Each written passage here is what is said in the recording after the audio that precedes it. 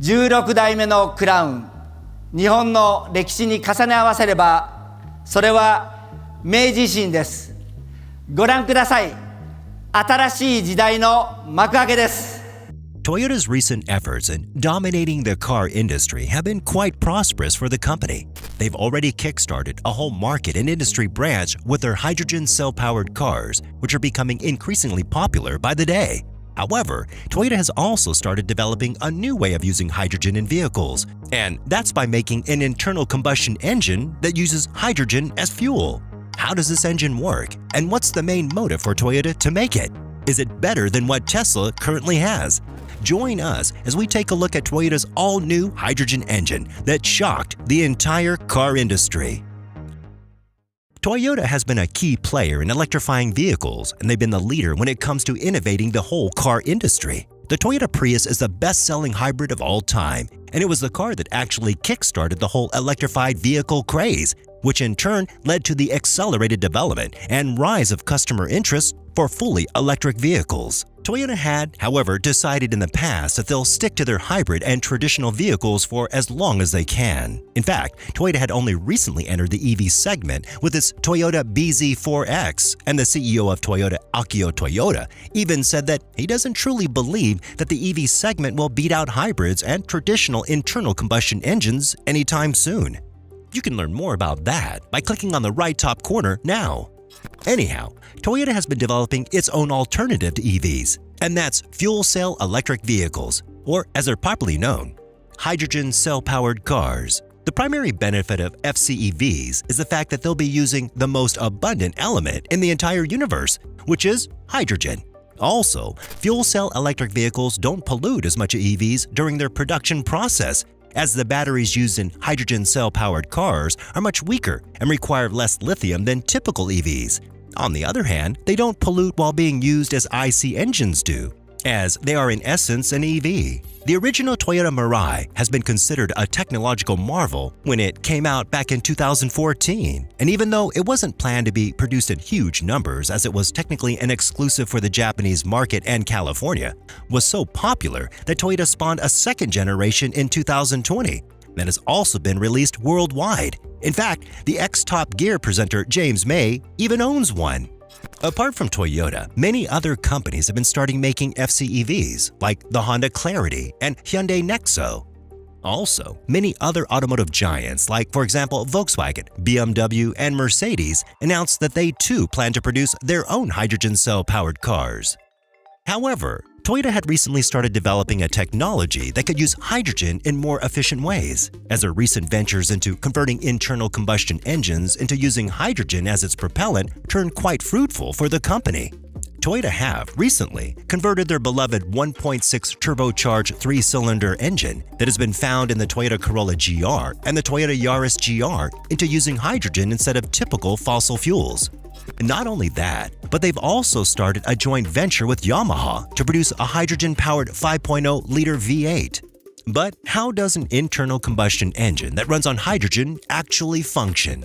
Well, you'd be surprised to find out that the engine functions rather, traditionally. In fact, it's quite similar to the vehicles that run on compressed natural gas instead of petrol.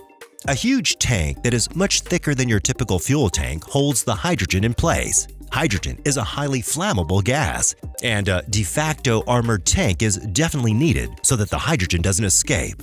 The engine requires hardened valves and valve seats, stronger connecting rods, fuel injections that are designed for a gas instead of a liquid, and a bunch of other improvements and general strengthening of the engine's components so that it can withstand a higher overall pressure in the cylinder. The overall usage of hydrogen actually nearly identical to the usage of standard fossil fuels. However, there are no CO2 emissions compared to them. Another plus for hydrogen engines is that their engines produce similar amounts of horsepower like their more traditional counterparts.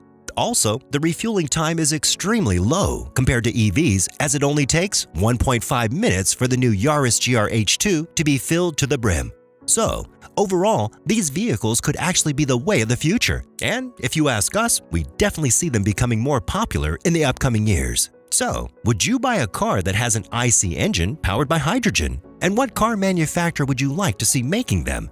Be sure to let us know in the comments section down below.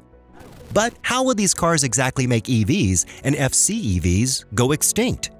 Well, first of all, these cars are way more practical than EVs and FCEVs, as they have higher range and are much faster to refuel. The other benefit is the fact that they're actually completely mechanical, which means that it could be repaired and not simply discarded. Also, a major plus is the fact that these vehicles don't need unrenewable resources to run, unlike fossil fuel cars, or to be manufactured, which makes the whole production and usage both much more green and completely sustainable. Also, let's not forget the part that refueling these vehicles could actually become really cheap once Toyota conquers the technology of processing hydrogen. Oh yeah, and let's not forget that these cars are extremely fun to drive. The driving experience is almost completely identical to a traditional vehicle, which includes one of the key things that petrol heads love about IC engines. They make a noise. I mean, have you heard the 1.63 cylinder? It's a beautiful little symphony, and its hydrogen-powered cousin makes a noise that is as good and, in our opinion, even better than the petrol-powered version. Take a listen.